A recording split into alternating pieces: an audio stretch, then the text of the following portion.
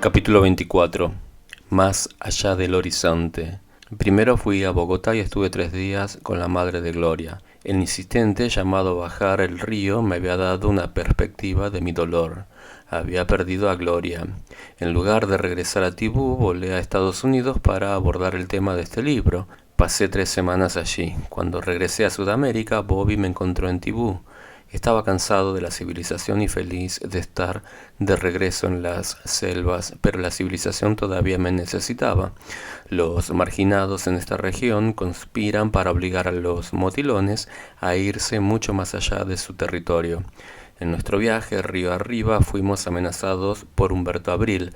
Traté de rechazar esto, pero las palabras se repetían continuamente en mi mente. Por esta cruz te mataré, había dicho, esas palabras tan frías y amenazantes. Nuevas amenazas llegaron a través de cartas, no solo para mí, sino también para Bobby. Una de las cartas informó que todos los motilones tendrían que irse, porque ellos, los marginados, se apoderarían de la tierra. Amenazaron con violencia a toda la tribu motilón. Al día siguiente, la pareja de Humberto Abril, Graciano y más de 5 personas llegaron a Iquiacorora en una canoa. Me encontré a mí mismo con él en la orilla del río. ¿Quiénes son aquellas personas?, pregunté. Están enfermos y necesitan atención médica, dijo. Uno de ellos tiene una infección muy grave, los otros necesitan algunos cuidados, así que vinieron conmigo. Oh, sí, añadí. Te traje una carta también. Me la entregó y luego fue al centro de salud con los demás compañeros. Saqué mi cuchillo y abrí el sobre. La carta era de Abril. Sal de aquí, dijo. Esta tierra debe ser colonizada y vamos a matarte. Cualquier indio que se resista será eliminado. Profundamente furioso, subí la colina dirigiéndome al centro de salud. Puse la carta en la cara de Graciano. Léelo, ordené. Sacudió la cabeza. No sé leer. Bueno, te lo leeré. Y lo digo en voz alta. ¿Qué tan estúpidos crees que somos? Yo pregunté. Nos amenazas de muerte y sin embargo esperan que curemos a los enfermos tuyos. Recibe el tratamiento y salgan de aquí inmediatamente y no se preocupen por volver. Esa noche los jefes motilones se reunieron conmigo para discutir el problema. Decidíamos que lucharíamos si usan la violencia. Ellos me dijeron, no estamos preparados ahora, tenemos la intención de conseguir algunas armas y usarlas junto con nuestras flechas para defender nuestros hogares. Me preguntaron qué pensaba sobre eso. No creo nada, dije, apoyo lo que tú dices, como siempre. Pasaron 2 meses de gran tensión. Se hicieron amenazas nuevamente, particularmente contra los motilones que habían construido pequeñas casas a lo largo del río. Bob y yo trabajamos en la traducción de Filipenses. En una de las ocasiones más intensas y extraordinarias que jamás hayamos visto, se sentía como si nuestra mente estuviera preocupada con la muerte a causa del inevitable conflicto con los colonizadores, y Filipenses nos habló de esta muerte. Mientras trabajábamos en el primer capítulo, llegamos al versículo 20, donde Pablo dice que su gran esperanza es la de no avergonzarnos, sino que Cristo sea exaltado en él, tanto en la vida como en la muerte. Necesitaba la palabra adecuada para esperanza. Una motilona espera irse a la cama por la noche, pero esa palabra no le dio mucha fuerza. El centro emocional de un motilón es su estómago. Tener un estómago lleno significa un corazón feliz. ¿Cuál es la manera correcta? ¿Tener el estómago lleno? Tal vez fue haber cazado y matado un tapir gigante. Comes tapir hasta que ya no puedes comerlo. Entonces tomé el verbo que significa tener un tapir y inventé un nuevo tiempo. Lo puse en el futuro de algo que había sucedido y luego lo convertí en superlativo. Le mostré a Bobby la palabra. Esto lo sorprendió. No, dijo, esa palabra es demasiado grande, tiene mucha fuerza. ¿Cómo es que puedes esperar algo tan grande? Lo dejamos de lado, pero debió preocuparse. 2 o 3 días después, Bruco, vámonos, vuelve a esa palabra. Así es, dije. Se quedó en silencio por unos momentos pensando y luego dijo, Bruco, ¿es Jesús esa esperanza para ti en tu vida? En realidad, eso me hizo parar. Una cosa es pensar en la palabra adecuada para ser utilizada y otra muy distinta es preguntarse si es verdad en tu propia vida. Pensé en mi conversión y algunas de las crisis que había pasado con los yucos y los motilones. Finalmente, después de un largo silencio, dije, sí, Luego asentí vigorosamente. Sí, Bobby, con todas mis fuerzas y todas mis ganas quiero entregarme a esta esperanza en Jesucristo. Bobby se miró los pies. Sí, dijo, es una buena palabra. ¿Estás seguro?, pregunté. Él asintió. Siguiendo con la traducción, llegamos a esa parte donde Pablo dice que quiere ser conformado a la imagen de Jesucristo a través de su propio sufrimiento o de su muerte. Bobby tomó esa misma construcción gramatical fuerte que acabábamos de usar, algo ya logrado, pero aún en el futuro en forma superlativa, y lo aplicó al verbo que da la idea de conformidad con Cristo. Estaré completo conforme a la muerte de Cristo. Me sentía abrumado, como si estuviera tomando ambas pesas, de las de Bobby y las mías. ¿Qué había hecho? Había traído a Jesús, a Cristo, a los motilones, era cierto, pero yo estaba dispuesto a traerles este tipo de conformidad hasta la muerte de Cristo. ¿Había traído muerte además de vida? Yo estaba deseoso de orar. Bobby estaba aún más ansioso que yo, pero la oración de Bobby me puso la piel de gallina en todo el cuerpo. Jesucristo, quiero ser conformado a tu imagen, tú eres mi expectativa. En esa atmósfera peligrosa, esa oración parecía audaz. Bobby decía, no me importa si vivo o Colina quiere ser como Jesús. Estaba entregando su vida. Durante las siguientes 3 semanas todo estuvo en calma. Esperábamos escuchar algo más de los marginados, pero no lo hicimos. No llegó ninguna palabra. Tal vez fue un juego, una amenaza innecesaria que nunca se llevaría a cabo. Bobby necesitaba ir río abajo para vender algunos manojos de banana. Se llevó 2 motilones más. Se esperaba que volviera alrededor de las 4 de la tarde del día siguiente. El río estaba en una altura normal. La canoa estaba en buenas condiciones y no había ninguna razón para frenarla. Pero llegaron las 4, luego las 5 y todavía no había señales de Bobby. Empecé a preocuparme. No me gustaba verlo irse. Ahora mi mente estaba llena de cosas que podría haber pasado con él. Eran las 6 en punto. El sol bajó. Solo el río es quien brillaba débilmente en la penumbra. En la selva los ruidos, la vida nocturna comenzó a surgir. Era una parte natural de vida y apenas lo noté, pero esa noche cada uno de ellos parecía un presagio. A las 6:30, Aba Curiana, Azraida, George, Cami Shokbara, tomamos una canoa y bajamos al río en busca de Bobby y su canoa. Los demás tenían muchas ganas de ir. Es mucho más difícil viajar a lo largo del río por la noche. No había luna y las rocas podían aparecer en el camino de nuestro barco sin previo aviso. Después de pasar los primeros rápidos, la canoa se llenó de agua. La vaciamos y seguimos adelante. En otras corrientes raspamos nuestra hélice contra una roca, pero pudimos arreglarlo y continuamos nuestro viaje. Cuando doblamos la curva del río apareció otra canoa oscura, casi la golpeamos. La iluminé con mi linterna y vi a Ñano Buitraigo, uno de los hombres de Humberto Abril, y más algunos de su banda. No hablé con ellos, pero me mantuve concentrado para que no pudieran reconocerme. En un instante el río nos había alejado rápidamente de ellos. ¿Pero qué hacían de noche en el río? Un poco más adelante encontramos otra canoa que bajaba por el río arriba. Estaba lleno de fugitivos de la ley. Los rayos de luz de nuestra linterna recorrían la playa mientras buscábamos a Bobby o su canoa. No había señales de él. 2 canoas más adelantaron río arriba, llenas de hombres que no conocía. Luego pasamos por la casa de uno de los colonizadores. Allí había al menos 10 canoas atadas al rellano. La noche parecía llena de amenazas. Entonces George susurró: «Mira, ¿no es esa la canoa de Bobby?». Señalaba el rellano, pero no podría decirlo con seguridad. Nos acercamos. No podría ser de Bobby. No se detendría en uno de los colonizadores, especialmente cuando Zapadana, una pequeña casa motilón, estaba ubicada a unos metros río abajo. Decidimos regresar y buscar por segunda vez. «No lo es», dije, «vayamos a Zapadana y preguntemos». Paramos la canoa al lado del banco, cerca de la casa comunitaria. No había fuego en el interior ni un sonido. Entonces escuché una voz de un motilón. «Brusco, sí». Ahí estoy Cana bajó corriendo al banco. Casi no podía ver su cara. «Brusco, mataron a Bobarillora. Está muerto». No podía entender lo que estaba diciendo. «Eso es imposible», respondí. «Te estamos esperando allá en Iquiacarora». «¿Vino por aquí?» Ahí estoy Cana me agarró del brazo. «Brusco, escucha, Bobby está muerto, lo asesinaron». Aturdido caí de rodillas en la playa. ¿Dónde están ellos dos, estos hombres que salieron con él? No lo sé, dijo. Estaban muy heridos. Se fueron. Extendí mis manos y agarré las rodillas de Aistoicana, poniéndome de pie. La noche parecía cubierta de manchas rojas y azules, similares a las heridas. ¿Qué pasó?, susurré. Bobby estaba con Sataira y Akasara. Ellos estaban río arriba, pasando por la granja de Israel. Israel estaba ahí a orillas, indicándoles que se acercaran. Cuando llegué no quería parar, pero como no conocía a Israel, pensando durante mucho tiempo que podría tratarse de una emergencia.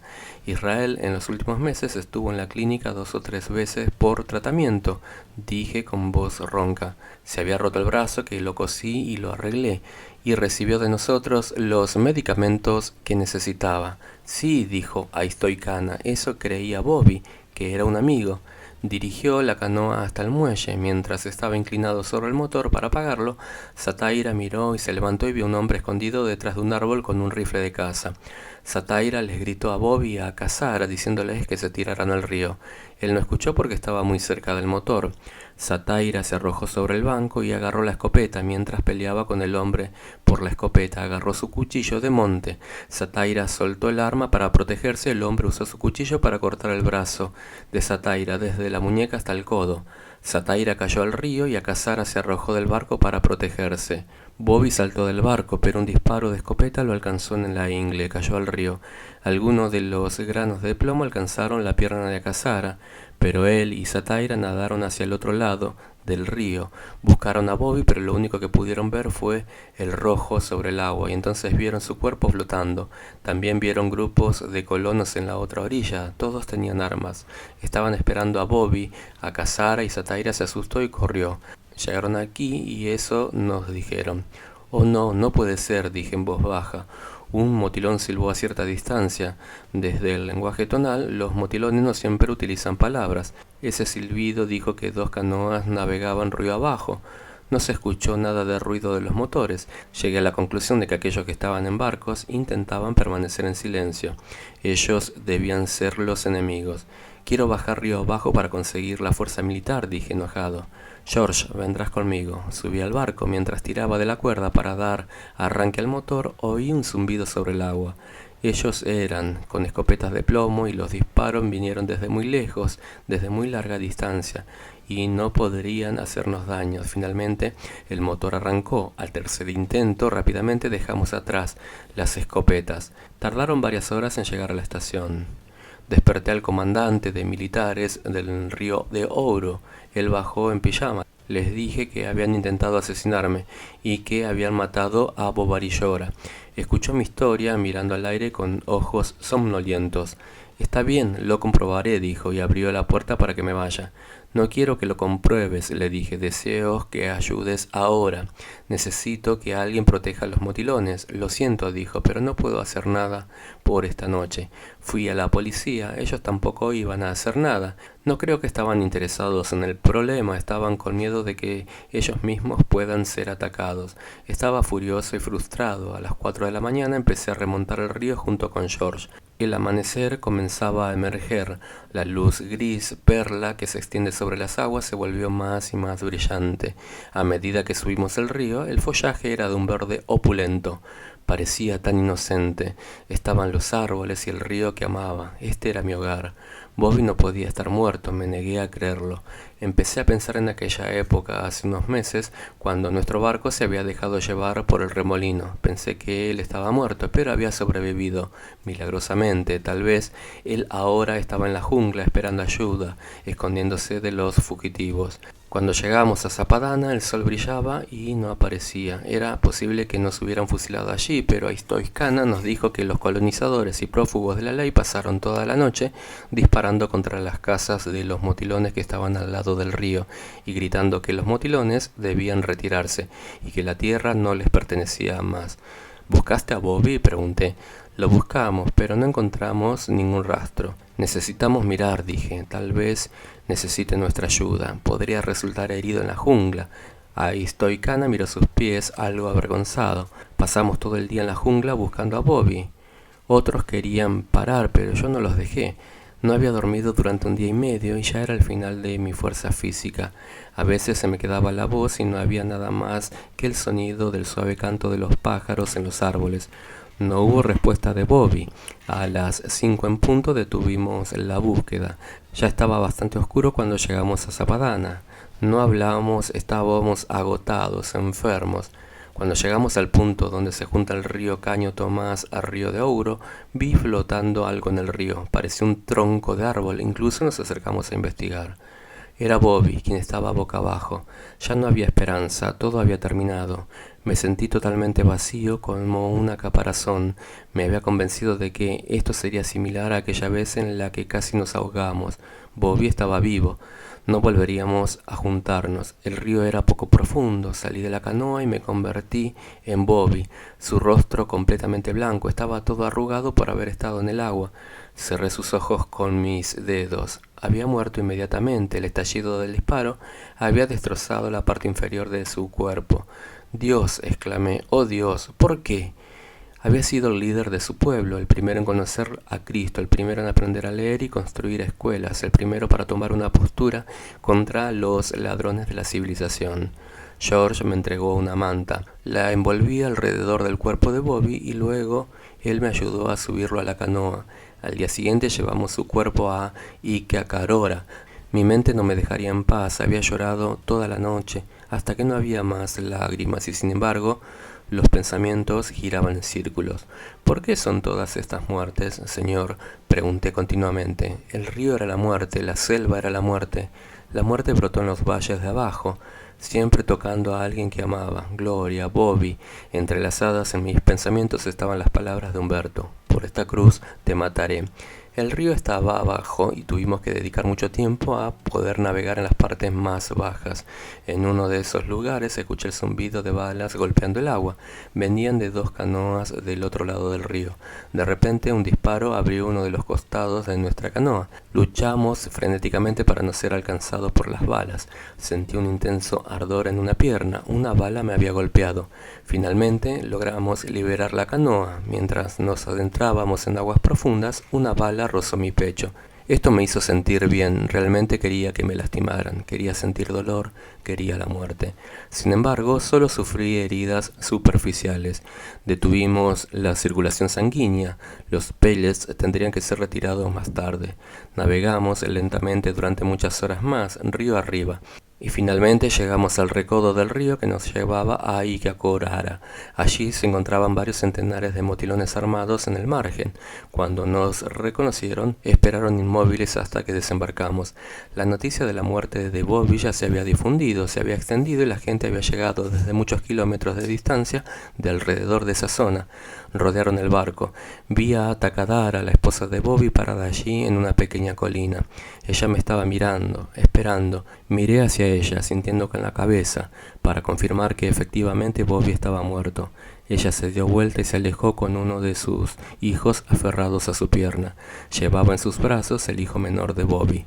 Tomamos mi hamaca de la casa comunitaria, atamos a un poste de 3 metros de largo, sacamos el cuerpo de Bobby del barco, lo metimos en la red y luego lo cubrimos con mi manta porque era mi hermano mayor, mi hermano de pacto. Luego llevamos la red al otro lado del río abajo, y la colgamos en lo alto, en las ramas más altas para que los buitres pudieran comerse el cuerpo de Bobby. Al regresar encontré a Takadara sola, parada junto a la entrada de la selva. Sus ojos estaban oscuros y vacíos, como habían sido cuando falleció su pequeña hija. Ella me miró y rompió a llorar. Ella me agarró el hombro. No, no, dijo. La sostuve por unos momentos y luego la solté. Me senté afuera de la casa todo el día mirando los buitres descendiendo en picado del cielo. Empezaron como pequeños puntos negros, dando vuelta más y más cerca sin batir sus enormes alas. Aterrizaron en los árboles con latidos cortos. Recordé cuando pensé que esa ceremonia era fría y cruel. Había pensado que poner a una persona en un ataúd y meterlo en un agujero era mucho mejor que atarlo alto en un árbol para ser llevado a lo alto del cielo. Ahora sabía lo que eso significaba. Quería decir que Bobby era libre de irse más allá del horizonte. Simplemente deseaba poder ir con él. Mientras estaba en cuclillas afuera de la casa, algunos de los motilones intentaron hablar conmigo, intentaron animarme, pero yo estaba ahí como una piedra. Esa noche no pude más, así que me fui a la selva, cerca de los árboles donde estaba la hamaca de Bobby. Me acostaría allí, a dormir bajo la red que sujetaba el cuerpo de Bobby para darle un último adiós. Sin embargo, cuando me fui, toda la casa me siguió. Había unas 200 personas. Cruzamos el río juntos. Estaba muy oscuro debajo de la red. No había luna. Unamos nuestras manos, formando un círculo que no tiene ni principio ni fin, y hablemos con Dios, dije. Esto no estaba en consonancia con la cultura motilona, pero parecía exactamente lo que había que hacer. Odo, el hijo adoptivo de Bobby, fue el primero en orar. Él tenía solo 14 años, pero Dios le dio la oración más profética y hermosa que jamás había oído. «Oh Dios», dijo en voz alta mirando la silueta de la red de Bobby. «Dios, es negro, está oscuro, no puedo parar de ver, estamos perdidos». Por un momento se quedó en silencio, luego continuó con una voz más tranquila y diferente. «Dios, hay un árbol. Con sus raíces se hunden profundamente en el suelo. Somos nosotros, Señor, el pueblo motilón. Hemos vivido en esta tierra toda nuestra vida, generaciones tras generaciones, y nuestras raíces son muy profundas y levantamos demasiado alto. Tratamos de seguirte, pero te perdemos al intentarlo. Tratamos de seguir nuestros propios caminos y nunca nos llevan a ningún lugar donde deberíamos ir. Simplemente se fueron a otra casa o a otro río. Nunca nos llevaron más allá del horizonte donde encontrarnos. Entonces Bobarillor encontró su camino en Jesús y caminó con él y nos mostró cómo debemos caminar en él. Nos sentimos felices. Pero Dios, ¿a dónde te llevo en este camino? ¿Por qué este camino te lleva a este lugar? Dios, esto no puede ser. Se paró, hubo un silencio total. «El árbol es hermoso», dijo. «Ella es hermosa, está cubierta de flores grandes y perfectas que se abrirán al sol. Cada uno de nosotros es una flor. Sin embargo, hay una flor que es más grande que todas ellas y mucha más hermosa que todas las demás. Ella produjo el fruto más perfecto. Este es Bobarillora». Él nos dio la agricultura y nuestros estómagos estaban satisfechos. Estaban muriendo a causa de enfermedades y nos trajo sanidad por medio de Jesucristo a través de medicamentos. Él nos mostró el camino, caminar con Jesucristo para que tengamos motivos para vivir. Todos estábamos entusiasmados con su nueva vida, pero Señor, está tan oscuro. Sopló un viento y el fruto más perfecto se marchitó y cayó al suelo. Las semillas fueron pateadas y pisoteadas en el suelo oscuro, y murió. Bobarillora murió y nos dejó. Dios, no permitas que la semilla se pierda. Haz que nuestras vidas sean tierra fértil para que su semilla pueda crecer en nosotros. Haz que su muerte sea grandiosa, árbol que crece en nuestro suelo, para que podamos vivir como vivió, ayudándose unos a otros y aprendiendo a amar. Que esto crezca en nosotros a causa de su muerte. Nosotros te lo pedimos para que esta noche seamos una sola persona, en un círculo de la mano, nacido en Jesucristo, tu único Hijo. Nuestro círculo se rompió y se separó lentamente. Vi algo que nunca jamás había visto entre los motilones. La gente ocultaba sus ojos y sollozaba. Ogdavidaina caminó hacia mí, intentando sonreír. «Míranos, todos tenemos resfriados», dijo. «No», yo dije, «no es un resfriado lo que tengo, no es frío». Entonces Ogdavidaina, uno de los líderes gobernantes, agarró su cabeza con ambas manos y cayó al suelo. «Oh, Bruco», dijo mirándome, «no soy un hombre, yo soy un bebé muy pequeño. Solo los bebés lloran». Su tristeza sacudió a los motilones como nunca los había visto tan sacrificados. Corrieron hacia la jungla para esconderse uno de los otros, de sus lágrimas. «Bruco», dijo Ogdavidaina, «Jesucristo murió por todas las tribus del mundo. Bobby es casi similar a él murió por los motilones. Pasé las siguientes 3 semanas recuperándome de mi lesión. Anhelaba dejar la selva, dejar el olor a muerte. También quería informar a las autoridades competentes respecto de la situación de los prófugos de la ley, pero no pude irme.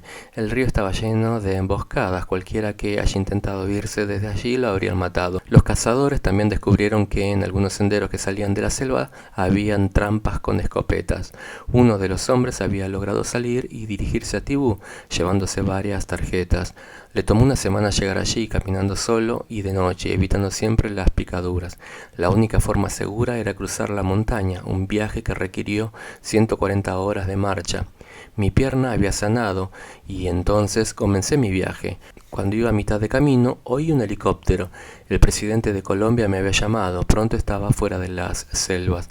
Pasé una semana muy inquieta allá en Bogotá. ¿Qué significa todo esto? Por los motilones, Bobby podría crecer como un árbol en flor, pero para mí eso significó la muerte de mi hermano de pacto. Una noche, mientras hablaba con uno de los principales ministros del gobierno colombiano, recibí una respuesta. Él conocía personalmente a Bob Arillora y tenía un gran interés por la gente motilón. Acababa de describir la muerte de Bobby y había lágrimas en sus ojos. Pero Bruce, dijo, sigues hablando como si Jesús interviniera y pusiera fin a todos estos disturbios. ¿No ves que es todo lo contrario? Si no fuera Jesús, los motilones serían empujados de regreso a las selvas hasta que fueran exterminados lento pero seguramente. Si no fuera por Jesús, no habría lucha. Bobby nunca tendría que morir de la forma que murió Bobby. No, Bruce. No, Bruce, no es a pesar de Jesús que Bobby murió. Es por Jesús. Puso su mano sobre mi hombro. ¿Dónde están los motilones si Bobby no hubiera sido el tipo de persona que fue? ¿A quién sentían los malos que debían matar? ¿Lo sería si Bobby no hubiera sido ese tipo de persona? Yo no estaría en ningún lugar, entonces la vida tiene que ser similar a esto, pensé. Es necesario luchar y llorar e incluso morir. De repente vi a mis padres y todo el dolor que pasamos. Vi a los yucos y los rostros colonizadores. Vi las caras de los motilones, por quienes debería traducir el resto del Nuevo Testamento. Había tanto servicio que hacer, tantas cosas que Cristo me había llamado para hacerlo. Esto traería nuevos dolores, más soledad y tal vez muerte. ¿Por qué fue tan difícil? ¿Por qué? Entonces vi a Jesús, estaba luchando por subir una colina con una gran carga. Su rostro estaba contorsionado por el dolor, su espalda se encontraba encorvada. Me enderecé en el respaldo de la silla y miré al ministro. Creo que veo, dije. Es la cruz. Levanté la mano y puse el pulgar debajo del índice. Y por esta cruz, fin.